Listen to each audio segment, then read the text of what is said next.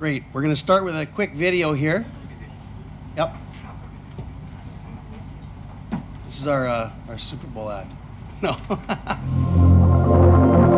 There are no celebrity sponsorships here.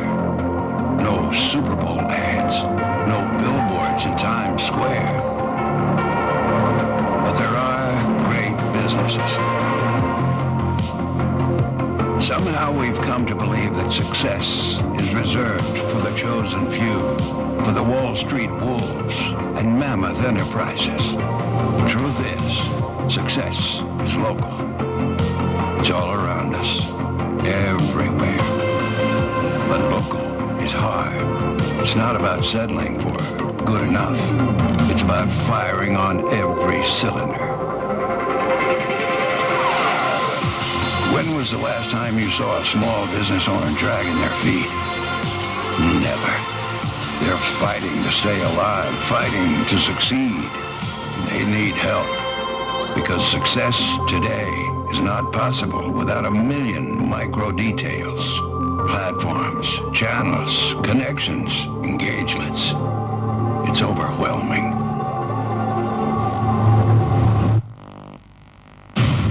We welcome the challenge. With our tools, our data, our expertise, we can solve it. The only way to win is to help others win. The only way to succeed is by helping others succeed. By becoming the trusted local expert. Success is wherever someone is trying to find it. Let's help them find it. Let's conquer local, starting now.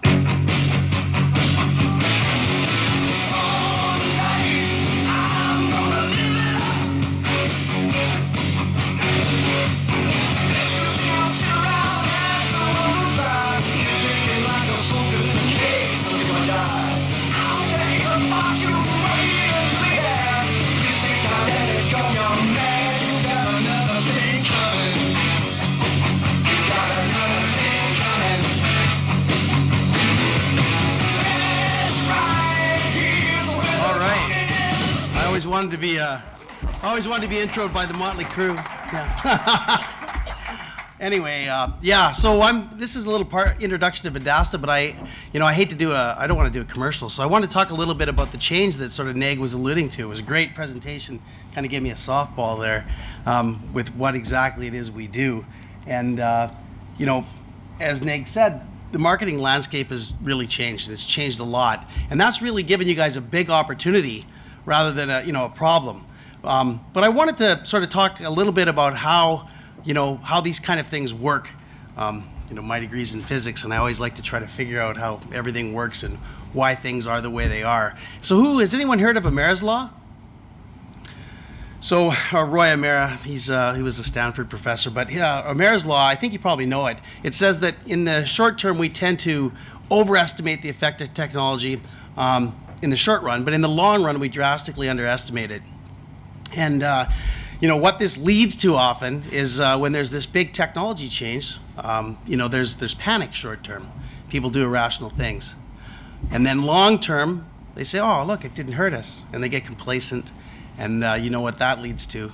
That leads to cooked frogs. Because, and you think about it, you put a frog into hot water, it jumps out and lives. If you put it in warm water and heat it up slowly, it will die in there. And really, that's kind of what Amara's Law states, is like, ignore the effect of technology at your own peril. So I wanted to talk really quickly about how technology has affected local. And the main changes that happened are, access to information. So internet and Google. It's been around for, about 20 years. And then mobile means anytime, anywhere. I think the iPhone, it'll be the 10-year anniversary, I think, or 11-year anniversary on, it was 2008 that it was introduced. And then user-generated content. So, people actually have the power. And so pre-internet, it wasn't like that. I mean, I had a computer chain, a couple stores in Canada from 89 to 99. And all I really needed was, a newspaper ad, radio spot, TV commercial, a few things. And then when people wanted to know more about the products that I sold, they had two choices. They could phone me or they could come and see me. And that's just not the way it is any longer. Today they have thousands of choices. Same kind of slide. There's 4,700 logos on there. The fact is, though, that traditional advertising still works. It just doesn't really work alone. And I wanted to dig into what that change really is. And it really comes down to the fact that local businesses need a new marketing stack. So they still need advertising. Do they know about you? And then they have to be able to find you. So when you see an ad, read an ad, hear an ad, the first thing you do today is you pick up your phone or you go to your computer and then you learn some more. And so you make a choice before you even go. So if you're not found, we like to make this joke. We say the best place to hide a dead body is on the second page of the Google search results, because nobody goes there. And so you have to be found. If you're not found and and your competitors found, you just paid for their demand. And then after you're found, you have to be liked, because nobody, maybe except for Paul, got up this morning and said, I want to go for a 2-star haircut. No, I'm just teasing. Of course, Paul has a great haircut. But nobody wants to use a 2-star barber. And then lastly, so they have to like you, or have to have a good reputation. Then they have to like you in social. You have to be able to convert them either in-store or online. And then lastly, you have to keep them, and that's CRM loyalty, which is, linchpin of the strategy. So that's really the big changes. There's this internet, Google Mobile, it's a game changer. 97% of people do their research before they make a call or a visit. Then the second change is there's 4,700 products available for your customers to use. And I used 85%. Neg said 60 and 26, which is 86%. We think that 85% of businesses, small businesses, want to buy from a trusted provider. Neg had 60% from one provider, and he had 26% from best of breed. So we think they want both. They want best of breed from one provider, and that's 85% want that. So the only alternative for you guys is to become the trusted local expert. That's really the only solution, and provide that set of solutions. So how can you do that?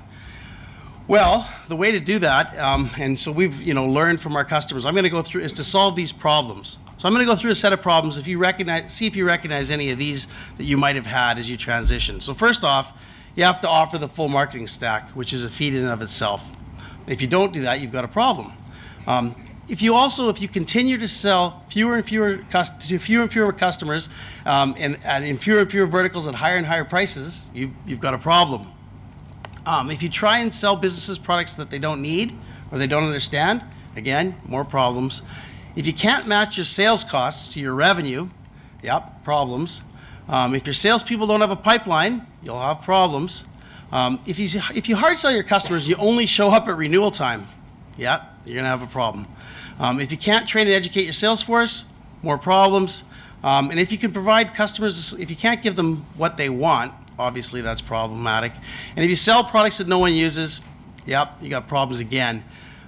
So obviously you have to be able to fulfill those things, or you got lots of problems. And if you can't provide value, improve performance, lastly, you guessed it, lots of problems. So what you need is a solution to solve all those problems. And this is what you guys were speaking about when Neg was up here. There's a number of platforms out here. We're not the only one. We think we've got a great set of a platform with those solutions. We think we got a one-stop shop. In fact, a lot of the vendors here are either integrated or are integrating into our marketplace. So we've got all the best of breed solutions, complete go-to-market materials, sales and marketing automation, white label expertise, so that if you don't have the expertise and the fulfillment in-house, you need someone who can do that for you and handle those things on your behalf, and training and support. So that's really what we've got. So we're selling to about 1,100 different resellers today. Marketing, there's about 10,000 salespeople that use our product to sell these solutions every day. Marketing to about 700,000 small businesses, mostly in North America, but more and more in the UK and Australia. And we're looking to talk to you folks. So as a bonus, each additional product you sell will reduce your churn by about 7%. This is the marketing products. We did a survey before with LSA back with Greg Sterling about 4 years ago, and we had tied digital together in one basket, including advertising and marketing products. And advertising has a much different kind of churn because it's a periodic thing that a lot of folks do, back to school, Christmas time, that type of thing. But if you look at recurring revenue products that are marketing products get a 7% lift or decrease in churn every time you add an additional product. So that's it. That's Vendasta. Thanks for listening to me. I hope it wasn't too much of a commercial.